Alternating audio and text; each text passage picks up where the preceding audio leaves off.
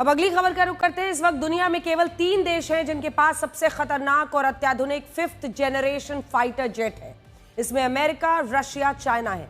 माना जाता है कि 5th जनरेशन फाइटर जेट अन्य देशों के किसी भी फाइटर जेट को मात देने के लिए काबिल है, सक्षम है। दावा तो यह भी किया जाता है कि इन तीनों देशों में से अमेरिका का F-35 फाइटर जेट सबसे ज्यादा घातक है। लेकिन सच्चाई देखिए, आज के दौर में वही शख्स महान कहा जाता है जिस पर कहानियां शानदार गढ़ी गई होती है। अमेरिका ने भी अपने 5th generation fighter jet F-35 lightning को लेकर शानदार कहानियां गढ़ी।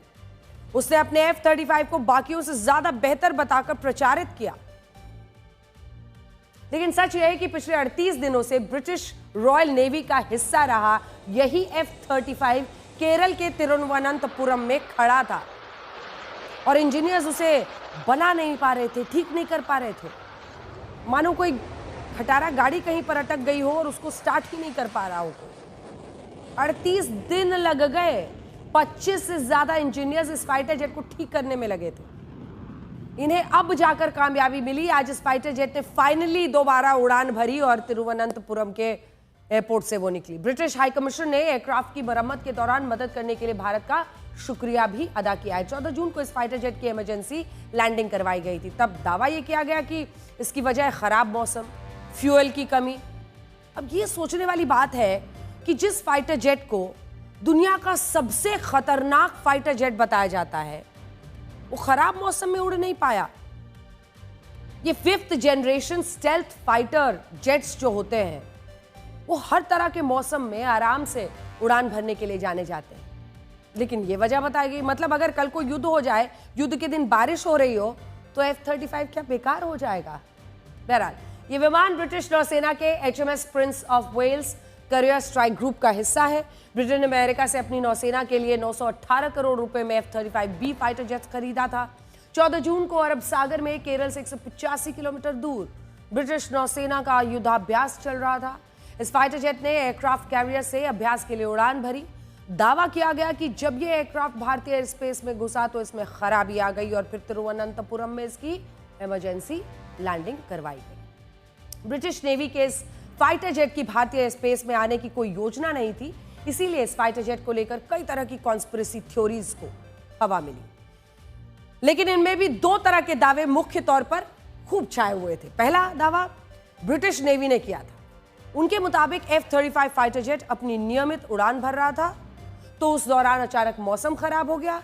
इसी दौरान पता चला कि उसमें फ्यूल भी कम है, इसी वजह से भारत में इमरजेंसी लैंडिंग करनी पड़ी। दूसरा दावा कि इस फाइटर जेट ने चोरी छिपे भारतीय एयर स्पेस में घुसने की कोशिश की, लेकिन भारत के इंटीग्रेटेड एयर कमांड और कंट्रोल सिस्टम ने इसको ट्रैक किया, इसके कुछ फंक्शंस खराब कर दिए, जिसकी वजह से पायलट को मजबूरन लैंडिंग करनी पड़ी।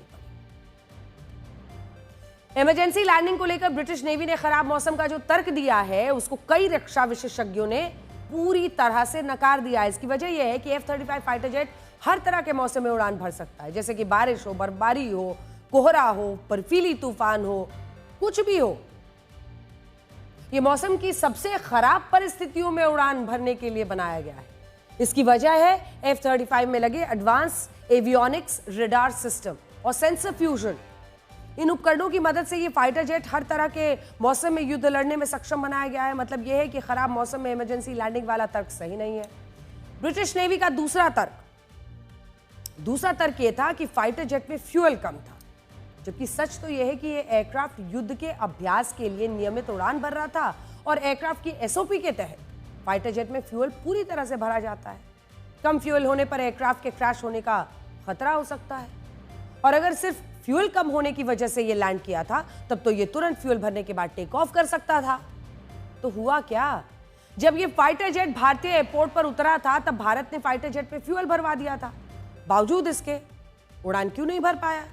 कुछ दिन बाद एक नया दावा किया गया। इस बार कहा गया कि फाइटर जेट के हाइड्रोलिक्स में खराबी आ गई और इसी वजह से विमान दोबारा उड़ान नहीं भर पाया था। अब ये सोशल मीडिया पर तो मीम्स का, चुटकुलों का पूरा भंडार बन गया था। F-35 किसी भी फाइटर जेट में देखिए हाइड्रोलिक सिस्टम काफी महत्वपूर्ण तो होता है, क्योंकि इससे कई अहम उपकरण जुड़े होते हैं, जैसे landing gear, brake, flight control surface. इन्हीं की मदद से फाइटर जेट हवा में उड़ान भरता है और कलाबाजियां करता है।